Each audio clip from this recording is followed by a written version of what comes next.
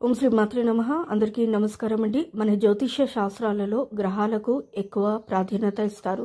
గ్రహస్థితులు సరిగా లేకపోతే ఎలాంటి శుభకార్యాలను నిర్వహించరు. ఇలాంటి కీడు కాలాన్ని మూఢమని అంటారు. అయితే ఈ నెల నవంబర్ 26వ తేదీ నుండి వచ్చే సంవత్సరం ఫిబ్రవరి 17వ తేదీ వరకు శుక్రమౌఢ్యమి ఏర్పడుతుంది. సుమారు 83 రోజుల పాటు అంటే 3 నెలల పాటు మంచి రోజులు లేవని చెప్పాలి. ఈ మూఢం సమయంలో ఎలాంటి శుభకార్యాలను నిర్వహించకూడదు. చిన్న శుభకార్యమైనా సరే చేయకూడదు. కాబట్టి ఫిబ్రవరి 17 వరకు ఈ 3 నెలలో పొరపాటున కూడా కొన్ని తప్పులను చేయకూడదు. అసలు శుక్రమూఢమి ఎందుకు వస్తుంది? ఈ మూఢమి సమయంలో ఎలాంటి శుభకార్యాలను చేయకూడదు.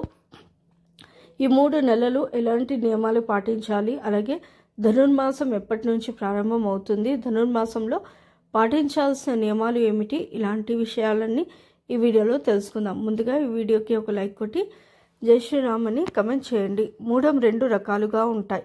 శుక్రమౌఢ్యమి అలాగే గురుమౌఢ్యమి. ప్రస్తుతం శుక్రమౌఢ్యమి ఏర్పడింది. ఈ మూఢం సమయంలో చాలా జాగ్రత్తగా ఉండాలి. ఈ సమయంలో ఏదైనా శుభకార్యం చేస్తే అస్సలు కలిసి రాదు. లేదంటే మీ ఇంట్లో చెడు సంఘటనలు జరగవచ్చు. ఆర్థిక నష్టాలు కూడా సంభవిస్తాయి. కాబట్టి ప్రతి ఒక్కరూ తప్పనిసరిగా ఈ మూఢమి తేదీలను బాగా గుర్తుపెట్టుకోండి.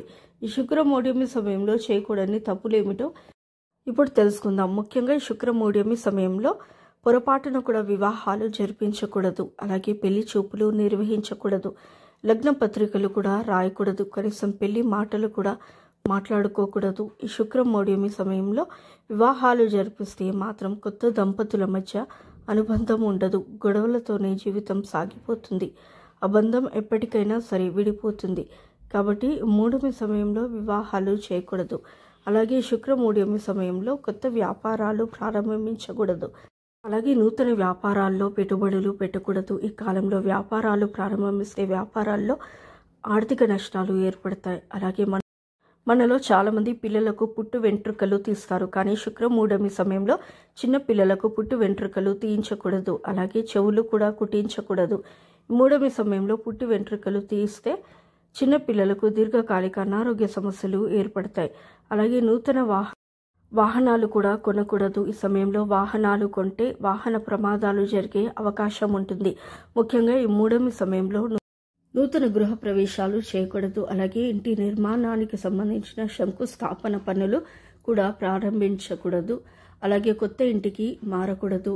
ఇక అద్దె ఇళ్లలో ఉండేవారు కూడా శుక్రమూఢమి సమయంలో ఇల్లు మారకండి. మూఢమి సమయంలో ఇల్లు మారితే ఆ ఇల్లు మీకు అస్సలు కలిసి రాదు. అలాగే మనలో చాలా మంది దేవుని మొక్కులు తీర్చుకుంటూ ఉంటారు. కానీ ఈ మూఢం సమయంలో దేవుని మొక్కులు కూడా తీర్చకూడదట. అలాగే మనలో చాలా మంది ప్రత్యేకంగా దేవుని వ్రతాలు చేసుకుంటారు. అయితే ఈ మూఢమి సమయంలో ముఖ్యమైన వ్రతాలు కూడా చేయకూడదు. ఉపనయనాలు కూడా చేయకూడదు. ఇంట్లో యజ్ఞాలు కూడా నిర్వహించకూడదు. అలాగే దేవుని విగ్రహ ప్రతిష్టాపనలు చేయకూడదు. ఇక మనలో చాలామంది పెద్ద ఎత్తున పుట్టినరోజు జరుపుకుంటారు. కానీ శుక్రమూఢమి సమయంలో భారీ ఎత్తున పుట్టినరోజులు జరుపుకోకూడదు. అదేవిధంగా ఈ శుక్రమూఢమి సమయంలో బావులు తవ్వడం, చెరువులు తవ్వడం చేయకూడదు. బంగారాన్ని లక్ష్మీదేవిగా భావిస్తారు. కాబట్టి ఈ మూఢమి సమయంలో ఇంట్లో ఉన్న బంగారాన్ని తాకట్టు పెట్టకూడదు. ఈ సమయంలో బంగారాన్ని తాకట్టు పెడితే మీ ఇంట్లో ఉన్న లక్ష్మీదేవి బయటకు వెళ్ళిపోతుందట. మరి శుక్రమూఢమి సమయంలో ఎలాంటి పనులు చేయాలంటే చిన్న పిల్లలకు అన్నప్రాసన వేడుకలు చేయవచ్చు. అలాగే శ్రీమంతం వేడుకలు కూడా నిర్వహించుకోవచ్చు. అలాగే తీర్థయాత్రలకు వెళ్ళవచ్చు. దూర ప్రయాణాలు కూడా చేయవచ్చు. నిత్యం నిర్వహించే పూజా కార్యక్రమాలు, పండుగలు యథావిధిగా నిర్వహించుకోవచ్చు.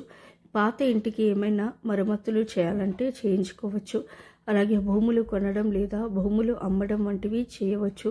నూతన ఉద్యోగాల్లో చేరవచ్చు. విదేశాలకు కూడా వెళ్ళవచ్చు.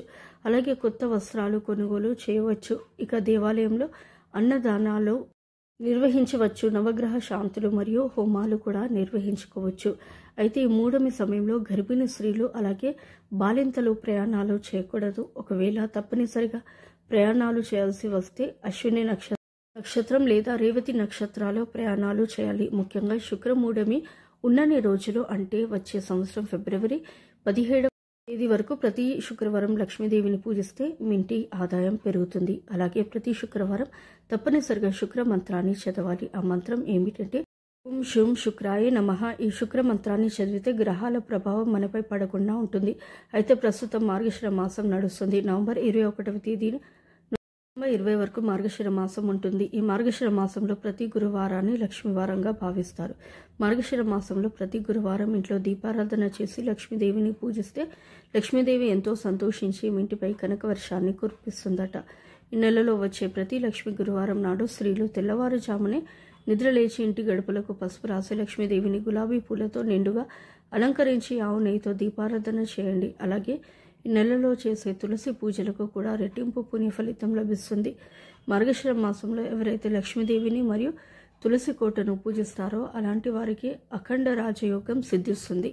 అతి త్వరలోనే ధనవంతులయ్యే అవకాశం ఉంటుందట.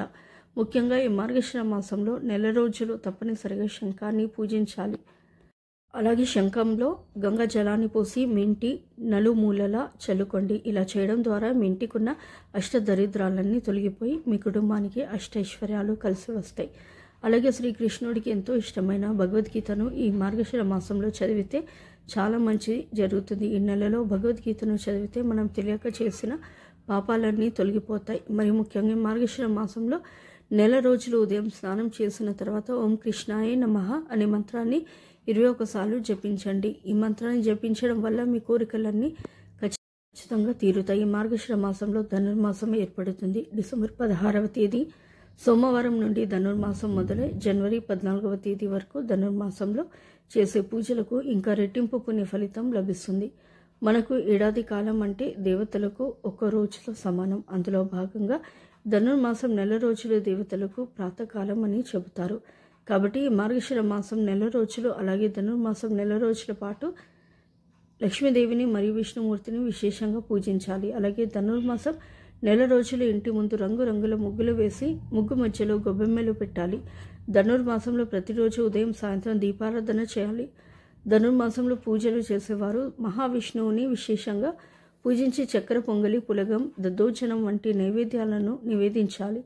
ఈ మార్గశిర మాసంలో అలాగే ధనుర్మాసంలో మీకున్న స్తోమతను బట్టి పేదలకు దాన ధర్మాలు చేయండి. ముఖ్యంగా పేదలకు దుప్పట్లను దానం చేసి కోటి జన్మల పుణ్య ఫలితం లభిస్తుంది.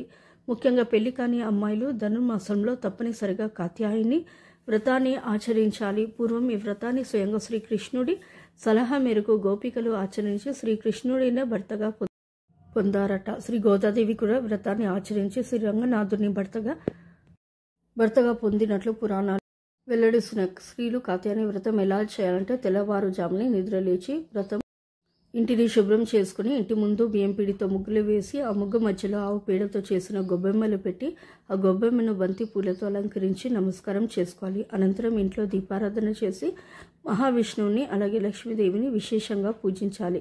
వచ్చే సంవత్సరం 2026 ఫిబ్రవరి 17వ తేదీ వరకు శుక్రమూఢమి ఉంటుంది. అసలు ఈ శుక్రమూఢం అంటే ఏమిటో ఇప్పుడు తెలుసుకుందాం. ఈ మూఢం సమయంలో శుక్రగ్రహానికి చాలా తక్కువ శక్తి ఉంటుంది.